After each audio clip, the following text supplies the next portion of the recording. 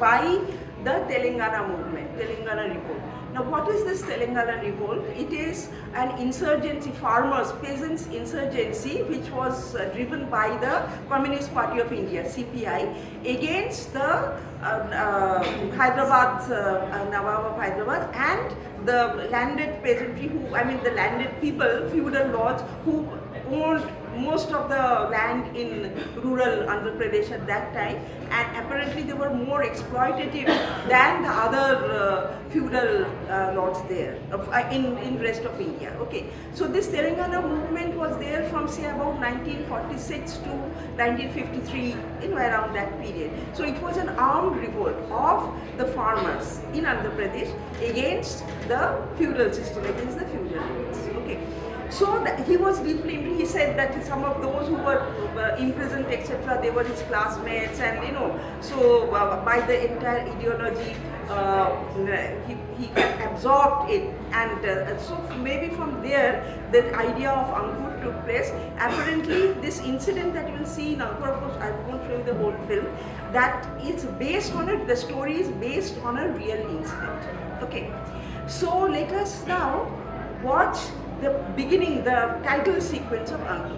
Now it is we're showing a part of rural India here. Now earlier, of course, Pather Panchal is a different thing, but in mainstream cinema, we have seen many Hindi films are based in rural India, like our Bimal Roy's film, Do Bigha Zameen, and there are so many other films. But in those films, we know that it is somewhere in India, a village somewhere in India, but where exactly the geographical location and the cultural ethos do not get established definitively.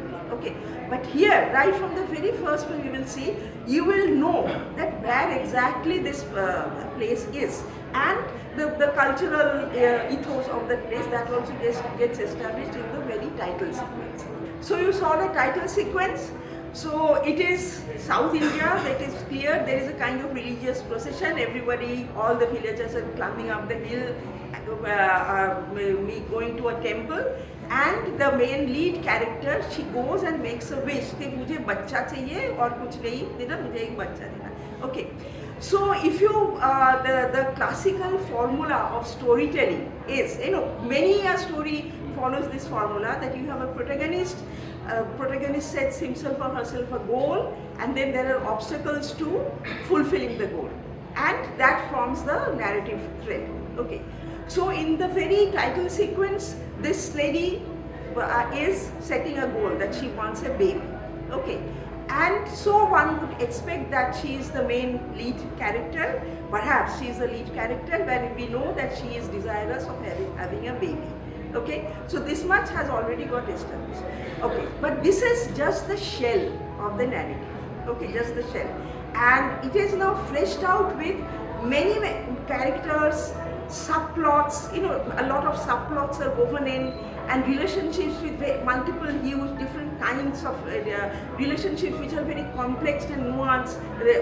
They get formed and they develop. Okay, so all that will take place, and whether this protagonist's goal drives the narrative forward, actually not really in that sense. Okay, it is a very important thing, but it's not that prime goal that is driving the narrative forward.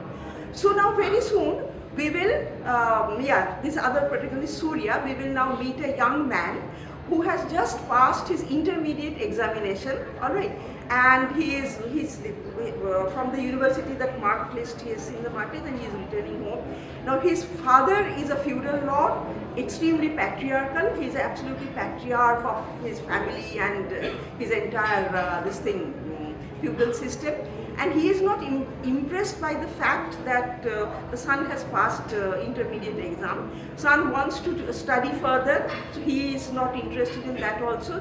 He said कि मैं BA करूँगा, so father is not interested in that, and father wants the son to go back to the village and look after all the zairat, all the land and everything that they have. But son is not at all in a mood to go back to the village. Okay, so that protagonist is called Surya. That boy throwing breaking the window with that is that is kind of heralding a revolt. Because when Shabana Azmi, at last she found a point and she said that we don't want a job from you, we don't want food from you, we can manage on our own. She turned her back to Surya. So basically she is now defining the power structure. The power structure that is prevalent in the society, she is defining that, she is trying to come out of it.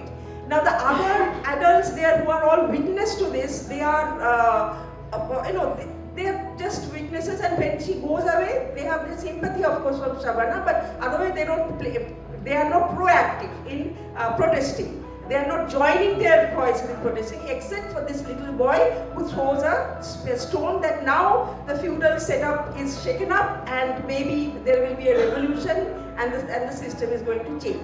So this term Ankur now takes a double meaning, that it is Ankur is the child that Shabana has conceived. It is also the heralding of a revolution that will change the feudal setup in rural Andhra Pradesh. So that's how it takes on suddenly, in the end it takes on a political color. It becomes, you can call it a political film in that sense. And also, although the two protagonists, there is focus on the two protagonists, but as a director, Shyam Benegal is critiquing the system. Alright, so therefore in that way also a film that critiques a system is, you can call it a political film. And so this is Shyam Benegal's first film. Close at heels, just in the very next year, he made his second film, Nishant. Same setup, that is the feudal Andhra Pradesh.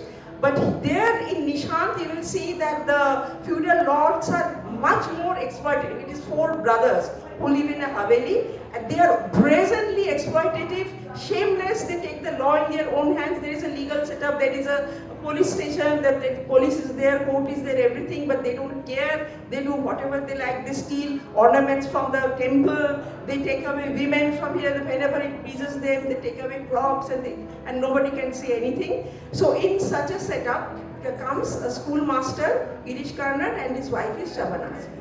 And Shabana is again attractive, so she's abducted because the youngest brother develops a weakness for her. So one fine evening, she is abducted and taken to the Haveli. Okay, so now the important thing about Nishant is that the revolution that is just merely heralded, just hinted at the end of Ankur, takes a full-blown form in Nishant. So the last 20 minutes of Nishant is how the people together, they come together and they, like storming the Bastille, they break into the Haveli, they kill all the brothers and they kill the innocents also, etc. But at the same time, I don't, what is the time now, almost 6:30.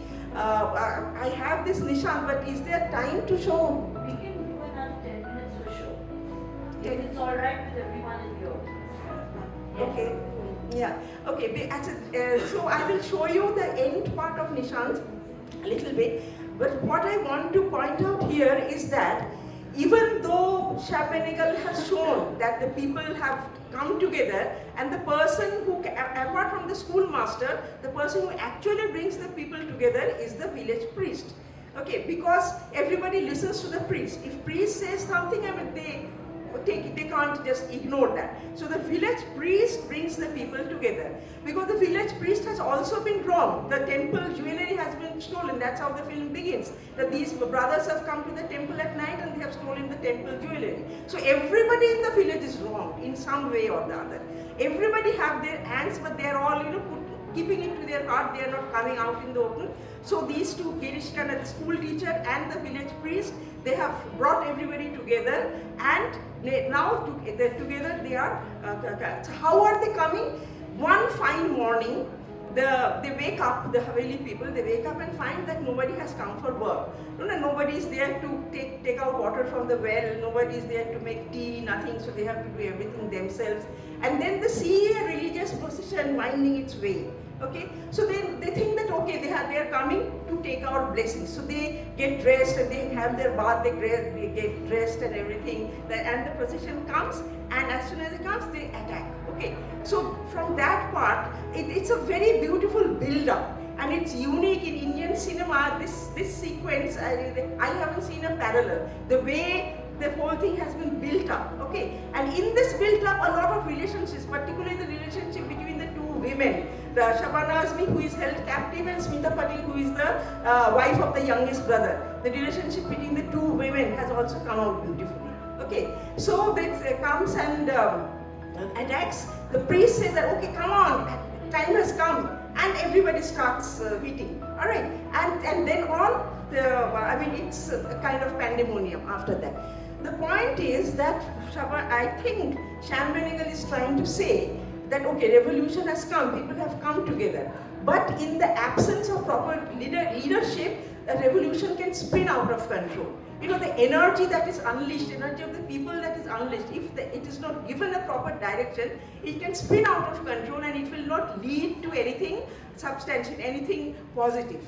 Okay, so because in the end we see that the priest is sitting, dumbfounded, he's sitting, he doesn't know, as if he's saying that, oh my God, what have I unleashed? Okay, as if he is having those thoughts, he's sitting like that, because Smita Patil has also been killed and her dead body is lying there. So he covers the dead body, and then he takes the children there, who are the future, into the sanctum sanctorum of the temple, that outside it is mayhem, that all the people, they are armed with batons and they are doing anything that comes in their way, they are just eating that. But he has to protect the children because they are the future. So all the children of the village he has gathered in the sanctum sanctorum of the temple, because that is the only spot of sanity that is left behind. Okay, so here he is critiquing the revolution. Okay, you unleash a revolution, bring the people together, but you must have the foresight to drive their energy in a proper direction, otherwise it will spin out of control. So he is also critiquing the revolution here. Okay, that is my reading.